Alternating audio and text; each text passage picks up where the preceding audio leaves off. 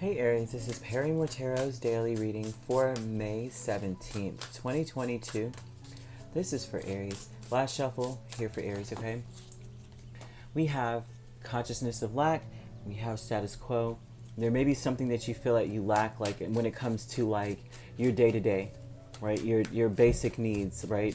Your home life, your like just your environment in general. You're just like something is just missing. I was focusing on one thing more than I was focusing on anything else, and now I realize that I'm missing something, and it may be the thing that you're missing. Um, mm, there's something very interesting about this consciousness of lack. You have the Queen of Cups and you have the Five of Cups, and this gives energy of be careful what you've wished for. Like maybe that's what it is. Like you wished for something, you wanted something, and then, ooh, there goes your energy. The Emperor wanted to come out. You wish for something, you hope for something. You put a lot of energy into it, and it ended up being a big disappointment. Um, so the disappointment, it may have been that it was a really painful ending to something, because the Ten of Swords and the Five of Cups, I mean, that's painful. Ooh, and you have Two of Cups and you have Ten of Wands.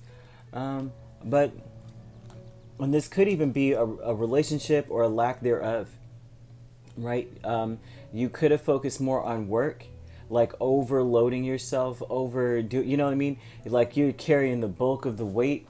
This could be, I mean, there's so much to this, but I'm seeing a strong energy of like you carrying a lot and not maybe not having the equal give and take in a relationship. And I'm not really seeing equal give and take as much as I'm seeing that you focus more on work than you did on relationships or offers or anything like that. It's like you were more concerned with, well, if I have enough money, then the relationship that I really dream of will come and materialize in some way.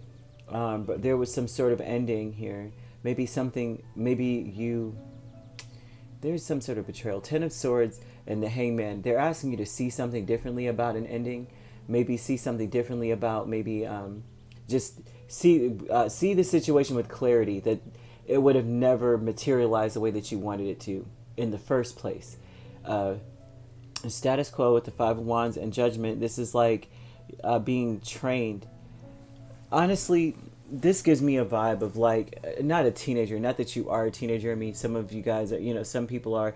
But this gives me an energy of a person that thinks. You know how like when you're young, I know everybody remembers. Like when you're really young, you think you know everything, and you go out into the world. You're like, I know what the life is about. I'm not going to do anything like my parents. I'm not going to do anything like them. I'm going to be different. And what happens, you go out there and you realize, wow, okay, now I see why they did this. Now I see why they did that. Actually, I'm doing everything like they did before.